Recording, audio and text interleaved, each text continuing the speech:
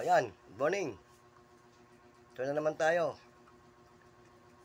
Good morning sa inyong lahat. Ha? Samahan nyo ako ulit sa ilang sandali ng ating kwentuhan.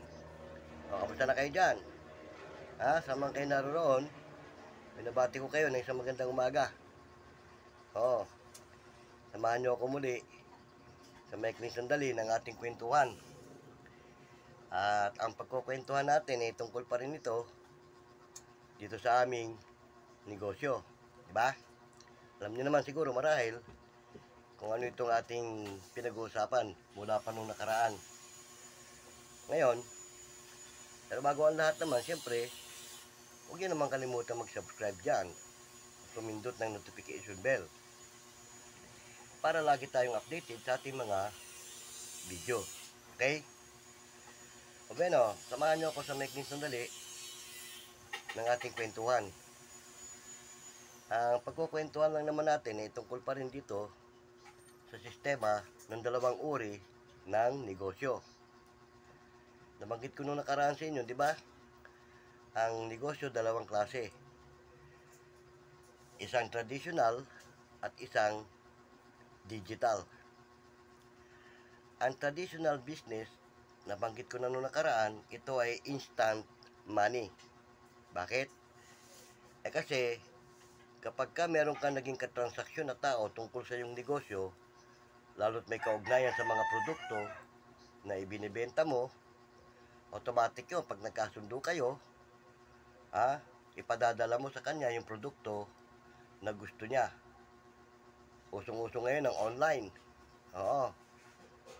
Yun, pag pinadala mo yun, COD, automatic yun, pag natanggap niya yung ipinadala mong produkto na nakabase sa negosyo mo, automatic yun, instant money yun, babayaran yun. Hindi kagaya dito sa digital. Ang digital kasi, automated ito. At kasi dito sa digital, hindi produkto ang pinag-uusapan dito. O, pag may nakatransaksyon kang tao, hindi produkto ang pag-uusapan nyo dito. Kaya nga ito, automated eh. Bakit automated? Pagka nagkasundo kayo, matik yun, business partner mo siya. Oo, automatic nga eh. Kaya nga automated eh. Pag nagkasundo kayo, at nagustuhan niyo yung mga sinabi mo sa kanya tungkol sa negosyo, magiging business partner mo na siya. Di ba? Hindi kagaya sa traditional, nagkasundo kayo ng katransaksyon mo, hindi mo siya magiging business partner. Magiging kliyente mo siya. Suki. Base doon sa produkto mo. Yan ang kaibahan ng traditional business dito sa digital marketing. Automated kasi ito eh. Pagka nagkasundo kayo ng katransaksyon mo, matik yun. Business partner mo na siya. Yan ang kagandahan dito sa automated online. Uso na mga online ngayon eh. Oo, mapa traditional, mapa network marketing, online. In demand ngayon, puro online.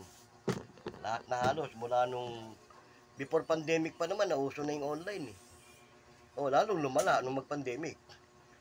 Kasagsagan ng pandemic bawal lumabas, stay at home eh. Kaya halos lahat, work from home. Diba?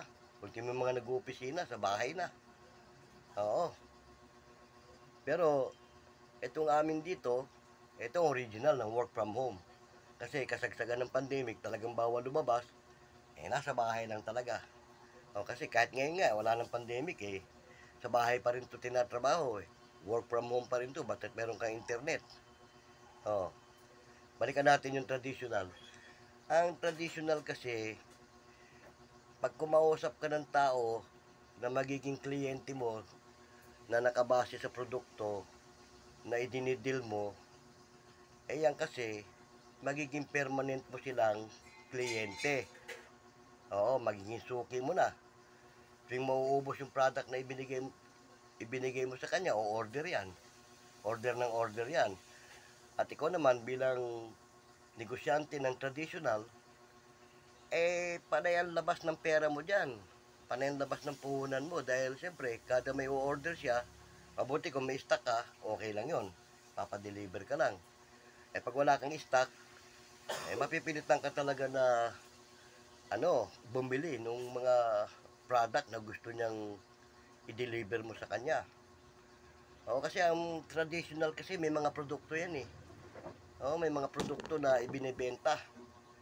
Hindi kagaya sa digital marketing, walang produkto.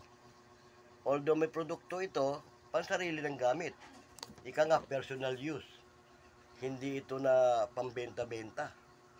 At saka kasi dito, ang pinaka-produkto rito na magiging tao-tao. Tao-tao to. Ang produkto mo rito, tao, hindi kung ano-ano mga materyales. At yon pagka halimbawa, nagkasundo nga kayo, meron kang naka-transaksyon na tao, nagkausap kayo, pinaliwanagan mo tungkol sa negosyo mo, hindi mo siya magiging kliyente. Magiging business partner mo siya. Kaya nga automated eh. Automated system kasi itong digital marketing. Hindi kagaya ng traditional. Ang traditional kasi, manual yan. Yan ang manual, traditional. Masalimuot yan.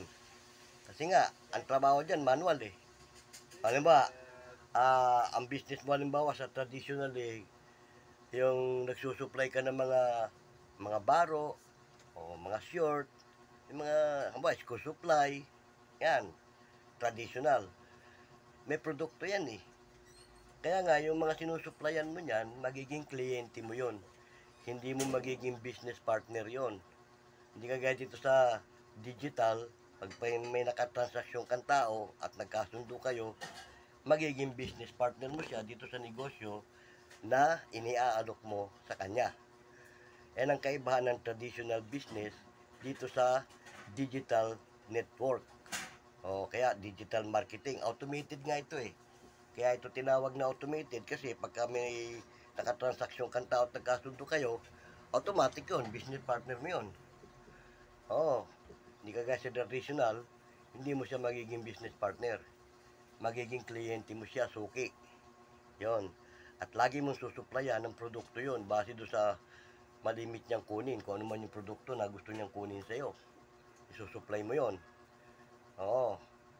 Kaya nga, ang traditional business, ang tawag dyan manual, hindi automated. Manual yan, mano-mano yan.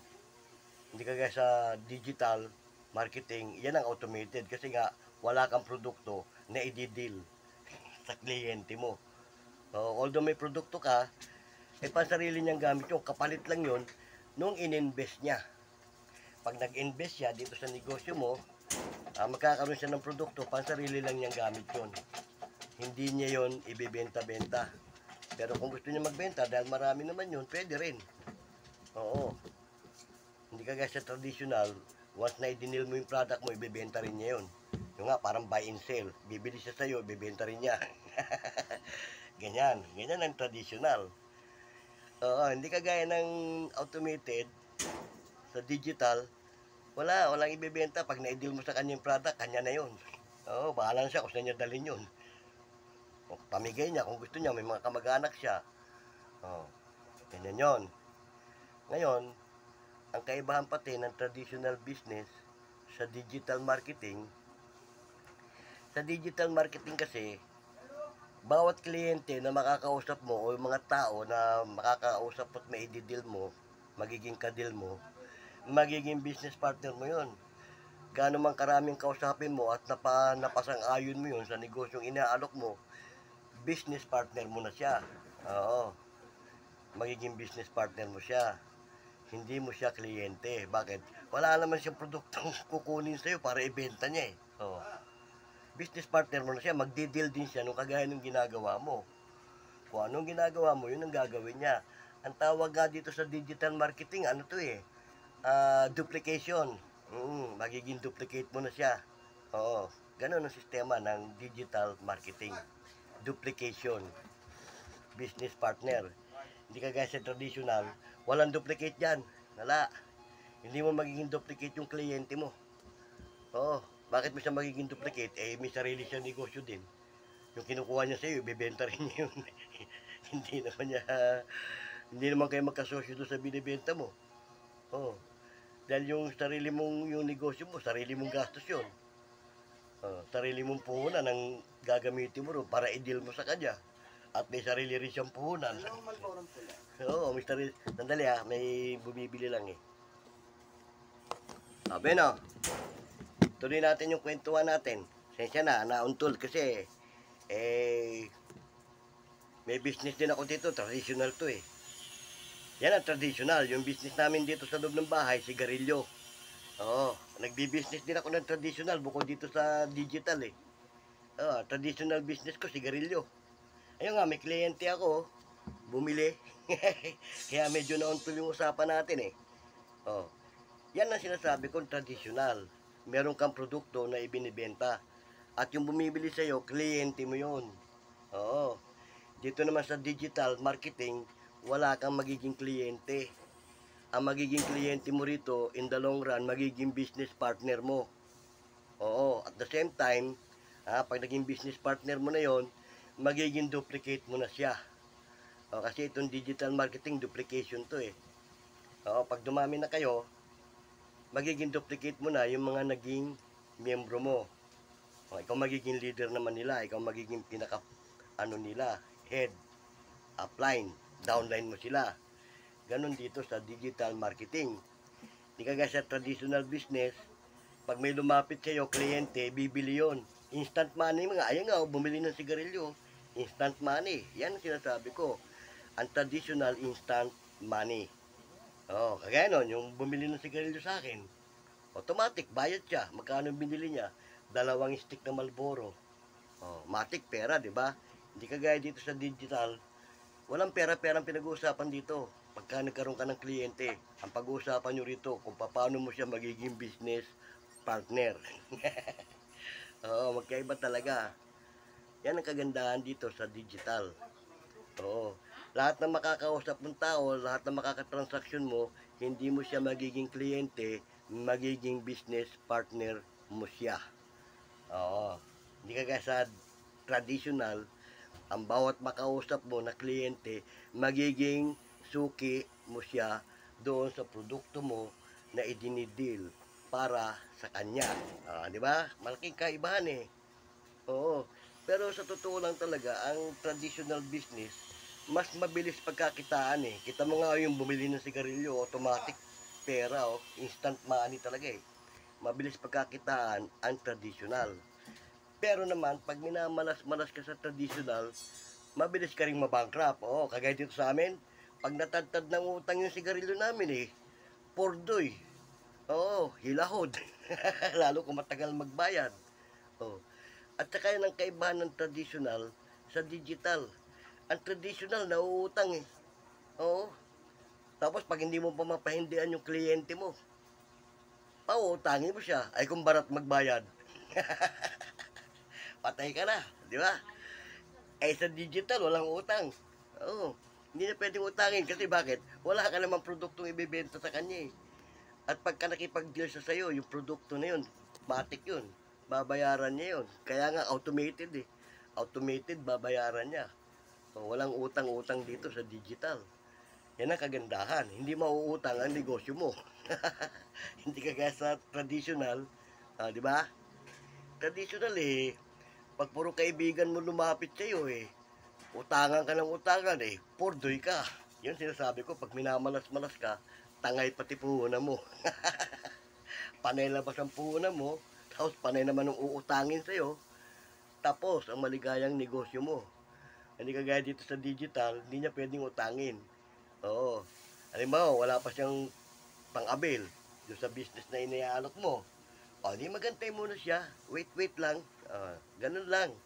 Pag ready na siya at meron na siyang puhunan, sige, go.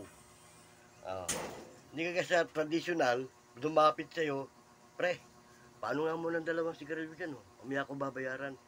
Siyempre, ikaw naman, hindi mo matatanggihan yun. Yung mamiya niya, inaabot minsan ng pinakamababa, 3 araw eh. Bago bayaran eh. Makatagpo ka pa ng balatuba. Minsan eh, yung mamiya niya, inaabot ng 1 linggo eh. Kaya yung nakaraan, may umutang sa akin hanggang ngayon, nagkalimutan na yata. Ang sabi, babayaran bukas. Oh, binayaran ba? Di wala. Tunog ang puhunan mo ron. At pag nagkalimutan na, wala na. Kagaya yan ba, nakalimutan ko na kung ilang stick yung inutang. Oh, kaya nga kanina bago umalis yung misis ko pinagbilin talaga Huwag ako magpapautang dahil kasi nga, pag nakalimutan na kung ilang stick yung kinuha, oh, di goodbye na. Di ba? Yan ang mahirap sa traditional. Pag minamalas-malas ka, panilabas ng puhunan mo, lugi, bankrupt. Dito sa digital, wala kang pagka-bankrupt kasi minsan ka lang maglalabas ng puhunan dito. Oo, lifetime mo naman pakikinabangan kapag tinrabaho mo. Di ba? At hindi ka naman nag-iisa dito. Kaya nga, yung mga nagiging kliyente mo, business partner mo yun Oo, sama-sama kayong tatrabaho nitong negosyo na to Tulungan Yung nga sabi, business support. Di ba? Hindi ka guys sa traditional, wala kang business support yan. Bankrupt support meron. Oo, magiging bankrupt support mo sila. Yung mga nangungutang, bankrupt support yan. Hindi yan business support. Hindi ka gaya dito sa digital, business support talaga. Oo. Kaya nga, mas gusto ko tong digital. Kaya nga ako, dalawa business namin isang traditional at saka isang digital. Dito sa traditional na business namin, simple nga lang, ring. Sigarilyo lang Sipin mo, sigarilyo lang, inuutang pa. Di lalo na kung malaki na business mo. Kung iba-ibang klase na, ano ba, sari-sari ng business mo, sari-sari store. Mas mabilis mabankrupt ang traditional kesa sa digital. At ang digital, tanda mo, walang pagka-bankrupt. Wala. Mababankrupt ka lang pag tumigil ka na. Kasi, wala pag tumigil ka na, sarado na negosyo mo dito sa digital. Pero hanggat nagpapatuloy ka, bukas ang negosyo mo rito. Hindi ka guys sa traditional, kahit na panilabas ng puhunan mo, tapos panay naman ng utang ng kliyente mo. Pag minamalas-malas, sa kangkungan ng puti yung negosyo mo sa traditional Oo. Yun nga marami na akong nasaksihan ganyan traditional nababankrupt sa bandang huli. O kung hindi man mangungutang, siyempre, gumugulong-gulong lang yung puhunan mo. Meron dito nga ganun gumugulong-gulong lang pag kinapos ng pangangailangan, siyempre, yung tubo, nagagastos. Pag minamalas-malas, pati yung puhunan, natatangayin Mga ilang araw, makikita mo, sarado yung negosyo, walang tinda Pag tinanong mo, pati ka nagtinda, walang puhunan di ba? Pero dito sa digital, wala kang pagka-bankrupt. Kaya pag naglabas ka ng puhunan dito, nakapirmis lang yung puhunan mo doon sa kumpanya, sa company. Palalaguin mo na lang. Yung tubo nun, pag tinatrabaho mo to, yung pinakatubo nun, yun ang nagiging income mo. Nag-invest ka roon, yung tubo nun ang pinaka-income mo. So, paanong paraan? Pag tinatrabaho mo to, di ba? Mas maganda ang digital marketing kesa sa traditional business. Pero mas marami ang nahuhumaling sa traditional kasi nga instant money. Maganda ang traditional kung marunong ka magpatakbo. Kung meron kang tinatawag na business management, nag-aral ka ng business management, pwede yon. Alam mong patakbuhin ng negosyo mo. Pero kung wala ka rin lang alam sa business management, wala, mababankrupt ka. Kaya nga, mas gusto ko yung ganitong digital. Mabagal ang pera sa digital. Sa totoo lang, sasabihin ko na sa inyo, pag nakapasok ka sa digital marketing, mabagal ang pasok ng pera dyan. Pero naman, kapag ikaw naman, nakapag,